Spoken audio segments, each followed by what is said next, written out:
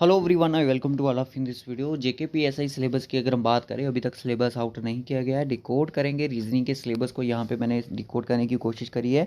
2022 में जितनी भी शिफ्ट्स कंडक्ट करी गई थी सीबीटी मोड में बाय एपटेक द्वारा जेकेएसएसबी के एग्ज़ाम की, सब इंस्पेक्टर का जो सिलेबस है इस बार की, क्या उसमें कोई चेंजेस रह सकती हैं? देखो, बिल्कुल चेंजेस देखने को मिलती हैं। अगर सिलेबस अगर वो पुराना वाला होता तो वो साथ में ही उसके साथ अटैच में सिलेबस दे देते कि सिलेबस आपका यही रहने वाला है। तो सिलेबस को अभी तक आ जाना चाहिए क्योंकि काफ़ी डिले हो रहा है इस चीज़ को लेके। मैं आपको बता दूं, रीजनिंग के सिलेबस को यहाँ पे डिकोड करने जा रहे हैं, तो वीडियो को पूरा कंप्लीट देखिएगा। और अगर आप इस चैनल पे नए हो तो चैनल को ज़रूर सब्सक्राइब कर लें, ताकि इसके बाद जो प्रैक्टिस सेट होने वाले हैं जेके पीएसआई के सिलेबस को रीजनिंग सब्जेक्ट के, तो वो आपको यहाँ पर ही सारी चीज़ें मिलने वाली हैं।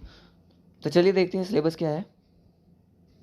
जब मैंने सिलेबस जब मैंने सारा सिलेबस जो पिछले साल का था, 2022 में जो एग्ज़ाम हुआ आपका सीबीटी का, उसमें जो सिलेबस था, तो जब मैंने 8 शिफ्ट्स देखी जेकेपीएसआई की, तो उसमें मुझे टॉपिक जो देखने को मिले, मैंने आपके सारे टॉपिक जो भी हैं आपके सामने यहाँ पे रख दिए हैं। कोई भी मैंने टॉपिक जो अपने से ऐड नहीं करा है। सबसे पहले मुझे ऑड वन आउट पे क्वेश्चन दिखते हैं। यहाँ पे ऑड वन आउट पे लेटर पे क्वेश्चन दिखते हैं, नंबर पे क्वेश्चन दिखते हैं, वर्ड पे भी क्वेश्चन देखने को मिलते हैं। लेटर सीरीज़ का क्वेश्चन मुझे देखने को मिले, एनलॉजी से क्वेश्चन देखने को मिले, वर्ड एनलॉजी होगी, नंबर एनलॉजी होगी, अल्फ़ाबेट्स होगी, कोई भी आ सकती है। साइलोगिज्म से आपको पता है डेफिनेटली 110% क्वेश्चन देखने को आपको मिलेगा।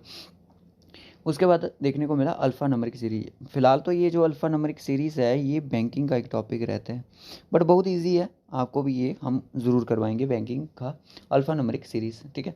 उसके बाद कोडिंग डिकोडिंग तो आपको पता है जेके एग्ज़ाम की, जो भी कोई भी एग्ज़ाम हो, किसी भी स्टेट का हो, सेंटर का हो, तो कोडिंग डिकोडिंग जो एक फेवरेट टॉपिक है। ट्रेंस प्रॉब्लम्स भी देखने को मिल रही हैं, अर्थमेटिक ऑपरेशन यानी कि जिसमें हम बोर्ड मास का रूल लगाते हैं। ये सारे के सारे टॉपिक मुझे सब इंस्पेक्टर के पेपर में देखने को मिले, जो कि सीबीटी मोड में हुआ।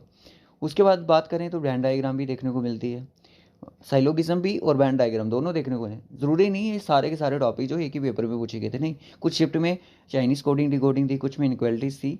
और उसके बाद देखो इनक्वालिटीज़ आ जाती है। इनक्वालिटीज़ भी जो है एक बैंकिंग का चैप्टर है, ठीक है। ये भी इसमें से क्वेश्चन देखने को मिला। ब्लड रिलेशन ये भी आम रहता है, तो ये भी पूछा गया था। चाइनीज़ कोडिंग डिकोडिंग ये भी आजकल एसएससी के एग्जाम में पूछी जा रही है, तो आपको पूछी गई थी। फिलहाल तो अगर बात करें चाइनीज़ कोडिंग डिकोडिंग की, तो एक बैंकिंग का चैप्टर है। एजिस बेसिस पर प्रॉब्लम पे क्वेश्चन देखने को मिला, नंबर सीरीज पे क्वेश्चन देखने को मिला, सिटिंग अरेंजमेंट, लाइन वाला और सर्कुलर अरेंजमेंट, ये दो देखने को मिले थे, ठीक है। मैथमेटिकल रीजनिंग, सिटिंग अरेंजमेंट देखा जाए तो ये भी एक बैंकिंग का चैप्टर है। मैथमेटिकल रीजनिंग ये भी देखने को मिली है। स्टेटमेंट एंड जम्पशन पे एक क्वेश्चन देखने को मिला, पजल्स पे क्वेश्चन देखने को मिले हैं। और उसके बाद मिसिंग नंबर जो फिगरल होती है, फिगर में जो क्वेश्चंस होते हैं वो देखने को मिले हैं मिसिंग नंबर में, फिगरल क्वेश्चन। डायरेक्शन पे क्वेश्चन देखने को मिले हैं। और arrangement of words dictionary basis, यह तो आपको पता ही है। क्लॉक एंड कैलेंडर पे क्वेश्चन देखने को मिले हैं। नॉन वर्बल यानी कि जिसमें फिगर वाले क्वेश्चन होते हैं वो भी हमें देखने को मिले हैं।